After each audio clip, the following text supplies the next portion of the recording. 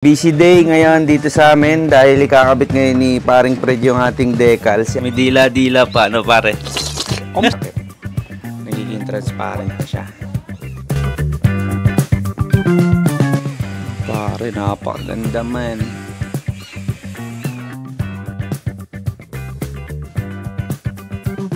Yan, mga katulis. Tingnan nyo.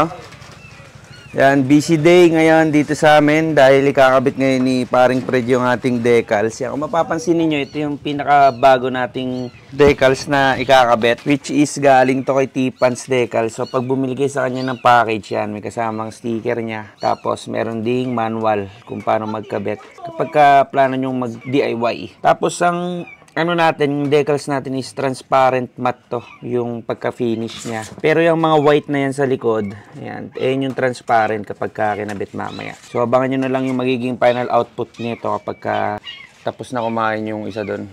Yan. Makatipons yun! Alright, simulan natin to. Tapos ito mga katulis, ito, ikakabit natin. Galing naman to kay JR Mario. Yung mga GR2 natin na pinatanggalan natin ng kulay. Kasi ito pa yung konti nating essential na ikakabit sa mga susunod nating content. Yan. Mga nandyan lang yan. Alright, boss! Tagal pa yan, boss!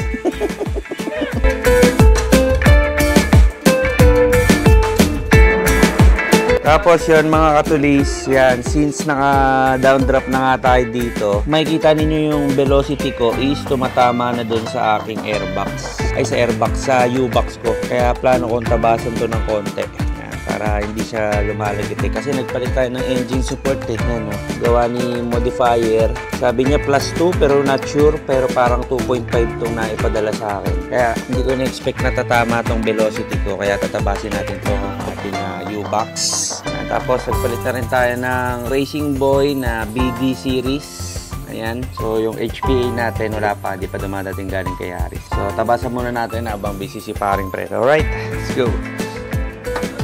Tanggalin natin para matabasan. Madali lang naman tatabasan to kasi konting-konti lang yung tatanggalin natin. Plus cutter lang naman kahit hindi rin tayo gumamit ng mini grinder dito. Tanggalin. Tapasan natin ito mamaya. Ito mamaya. Ngayon na. Alright mga boss. Ayan. Ginagawa na ni paring Fred. Fred, nginti ka naman. Boss! Bossing! Boss! Boss! Boss, agad mo boss. Sagad yarn!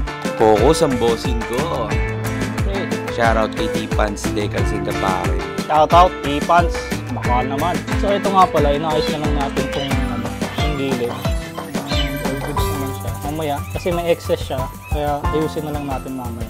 Ika-cut natin yung excess. Mas maganda yung may sobra kaysa yung kulang. May nakalimutan pala tayo. Lalagay natin itong RC edition dito banda.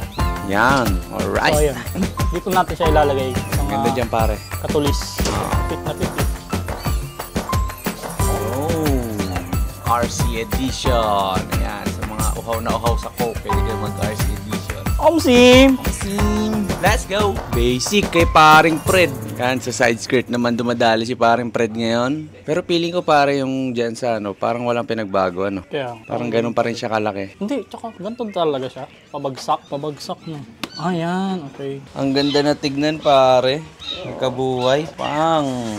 So yun mga katulisyan, makikita nyo na yung pinaka-final output niya kapag naikabit na natin lahat. So napakaganda ng pagkakadali ni T-Pans dito kasi talagang pinasadya ako sa kanya na gawin niyang transparent matte. Ibig sabihin ng transparent matte is yung parang premium yung pagkakadating niya kapag ginawa. Pero may binabagayan yung mga transparent na kulay. So pwede lang siya sa mga light colors kasi kapag dark colors yung kaha ng motor ninyo, kunyari kulay black or kulay pula, kulay blue, mga ganyan, tapos nagpa-transparent kayo, possible na mamatay lang yung design nung decals na o-orderin ninyo. So kapag dark color yung kaha ng motor ninyo, pwede kayong umorder ng gloss compared sa transparent or yung glossy na variant ng mga decals para mas lumitaw yung mga design na plano nyong ikabit na decals. Ito kasi pina-customize ko to kay T-Pans. Yung design na yan, ewan ko, siguro ako palang meron nito, no pre? Oo, ikaw pala. Yan. Alright.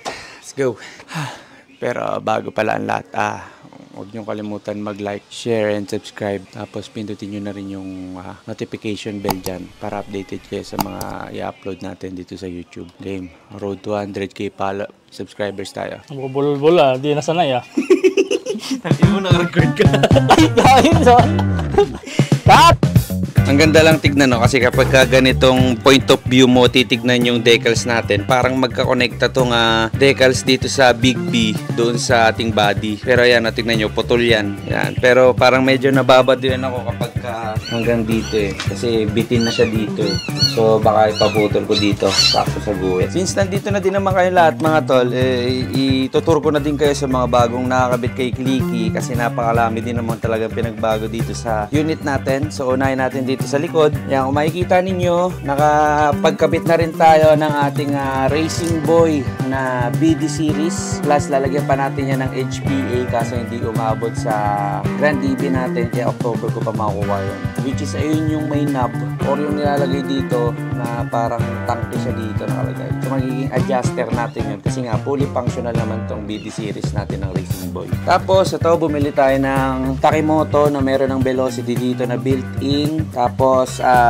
pang PCX 125 sa Vietnam na crankcase. Sa ating mugs, gumamit tayo dito ng Star Mugs from Bomrangsit. Ayan. Tapos, syempre, mga GR5 na teal blue ang kulay. Ito, yung hose natin, bolt shock, air filter box, bolts, gear oil bolts, crankcase bolts, tapos yung spring ng center natin at ng side stand, kulay blue na din. Ayan. Tapos, engine support na +2 by modifier. Meron tayong acrylic dito para hindi maano yung ano natin, yung downdraft natin yan kasi naka-downdraft na tayo. So, hindi na to kailangan ng airbox. So, yung airbox natin, design na lang talaga yan. Wala nang function yan sa loob. Okay? Dito naman sa ating braking system, kung makikita ninyo, nakatukoya disc ako na 260mm. Same pa din, GR5 na teal blue. Ehe natin, GR5 din. Naka-CNC tayo na bracket for Nissin 2-pot. Tapos ang brake hose na ginamit natin is Hell. Ayan. Dito naman sa ibabaw, naka-Racing Boy tayo na S1 Forge Silver. Ayan, makikita ninyo, puro GR5 din. Tapos naka-CNC din tayo na throttle cable. Galing din to kay Harris na pinlacement natin dito. Pero papalitan ko tong cowling na to kasi maangat na yan. Basag yan, nalaglagan ng mangga yan. Tapos gumamit tayo ng foldable na side mirror with GR5 din na teal blue. Ayan. Tapos naka-flame handle grip tayo na copy. Pero kasi ang orig nito nasa 4,000. Kaya ayan, yan ang gamit natin. Tapos bar end natin, teal blue din na GR5. Ang ating quick throttle, gumamit tayo ng NCY. Yan. NCY. Okay guys, dito naman tayo sa ating bi-LED projector. Gumamit tayo dito ng Nerigan. Nerigan ba o Sharingan? Yan, na umiikot. Kung makikita nyo, umiikot yan. Yan. So, ganyan yung kulay niyan kasi tinerno ko din doon sa kulay ng mga bolts ko. Pero pwede pa natin baguhin yan. Pwede natin gawing red, pwede natin gawing green. Mas blue pa dyan, pwede din. Yan. Tapos, pwede rin natin siyang, so functional din yan dito. Pag in-off ko to, mawawala yung kanyang kilay. Pero, ando pa din yung bi-LED natin. Sa gabi, mas maganda to sa gabi. Umaga nyo hindi, medyo parang hindi nyo siya ma-appreciate. So, yung ilaw niyan, ito, pinaka-up, yung ilaw niyan, passing. Umiilaw lang dyan, ito. Yan lang umiilaw. Ito, talagang nakadesign lang siya for yabang. Yan. Pagka nakaganyan yan, may yabang ka talaga. Kaya may yabang ako. Omsing. Boss. Pwede mo din siyang patayin, tapos, yan, may delay yung kanyang flasher. Makikita ninyo, nauuna muna yung high beam, tapos low beam, tsaka siya namamatay. Dito naman sa kabilang side mga pare, ang mugs na gamit natin dito is Bomrangsit din, pero Bella yung brand na 5 spokes. Sa likod, Star Mugs, dito naka-Bella tayo. So magkaiba siya, right? Tapos yung ating engine cover, yan, tabas to, Star, kay John Mark Pimentera, shoutout tare. Tapos ang ating pipe na gamit ay MTRT na Evo 2. Pero soon, papalitan na natin yan ng C05 kaso hindi nga talaga siya umabot. Kaya susundan na natin yung lagyan. Tapos dito naka-P-titanium na tayo na reserve tank cover. Tapos naka F1 pattern na carbon tayo na tire hugger galing kay Sabery. Tapos P-titanium din na radiator cover. Tapos GR5, yan. Yung mga hose ko, Samco hose lang, kulay blue din. And then naka DQ6 tayo na swing arm. Iba na rin yung swing arm natin. So So madami tayong ikakabit sa mga susunod na video, kaya abangan nyo na lang. Unahin muna natin tong decals ni Clicky. Alright. So yung liquimoli na nakikita nyo doon sa ating speedo cover, tatanggalin na natin yan dahil papalitan din natin yan. At mapupunta GR2. At mapupunta na yan kay paring Fred. Ano? At mapupunta na yan kay paring Fred. Oh, sa'yo na lang. Gusto mo ba? Ito natin. Right. So, ito yung mga papalit kakabit natin. GR2 pero tinanggal ko yung mga kulay kasi gusto ko silver lang. Okay. Ito yung papalit natin, HRC. Ito meron na siyang adhesive dito. So, kapit na lang natin ito. Ano lang to, yung mga kinakabit natin ngayon, mga konting detalye lang. Unti-unti lang natin. Right. Yung itsura niya mga katulis. Kapit na natin ito. ESP. Magkaroon ng buhay itong ating airbox. Alright. Okay. Ayan, ganyan magiging final output niya guys kapag isalpak na natin. Yan, yung emblem dito, napalitan na natin. So, ito yung stock niya. Pinalitan na din natin ng GR2.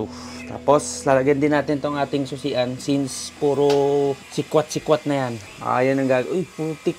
Lupit niyan, boss ah! Boss!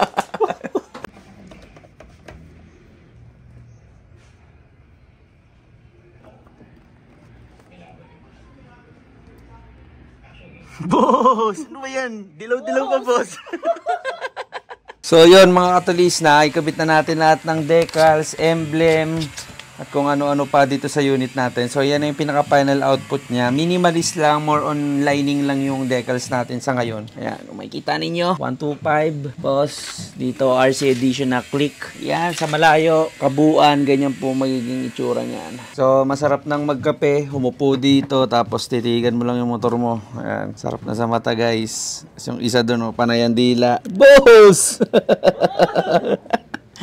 So, sa mga gusto mag-order ng mga iba't ibang klase ng decals, ilalagay ko nilang dyan sa description link yung Shopee page ni Tipans Decals. Yan, shoutout kay Boss Marlon. Salamat dito sa decals at sa pag-unawa dun sa gusto kong pinaka-final output na mangyari dito sa decals natin. Tsaka kay paring Fred, yan, salamat pare.